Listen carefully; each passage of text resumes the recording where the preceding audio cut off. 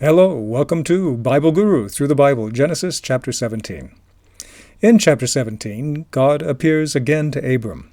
In chapter 15, God had already made a covenant with Abram. In fact, even God followed the real estate provisions of the day and cut a covenant, sacrificing animals and agreeing to give Abram the land of promise.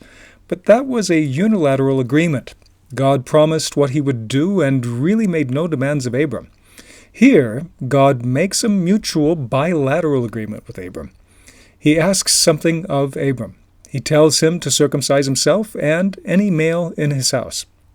This is obviously a big deal for an adult. All the men in his household would be incapacitated for a few days while they recover from the operation. But Abram is immediately obedient and has everyone in his home circumcised.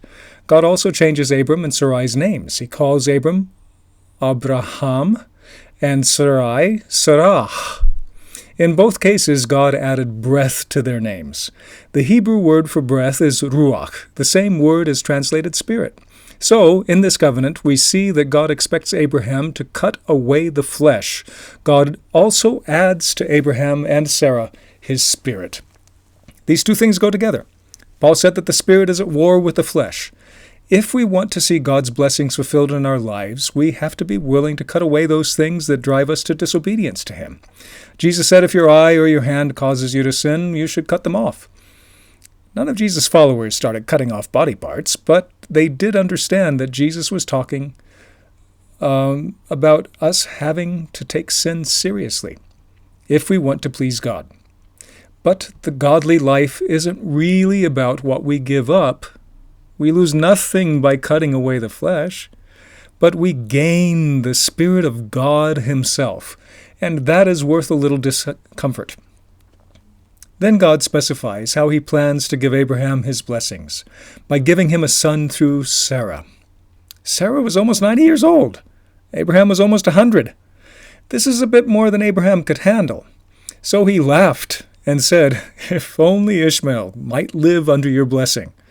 God said Ishmael would be blessed, but that the covenant was to Abraham and his son Isaac.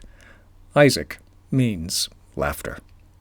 God is interested in keeping the promise He made all the way back in the Garden of Eden, that He would send the Messiah through the seed of the woman.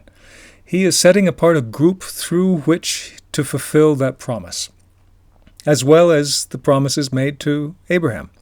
Ishmael will be blessed, and we see the blessings of Ishmael's people throughout the Mediterranean area even today.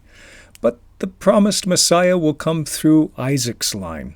So, Abraham was obedient. He, Ishmael, and all the males born in his house were circumcised. We still have to cut away the flesh if we want to know the blessings of God's Spirit in our lives.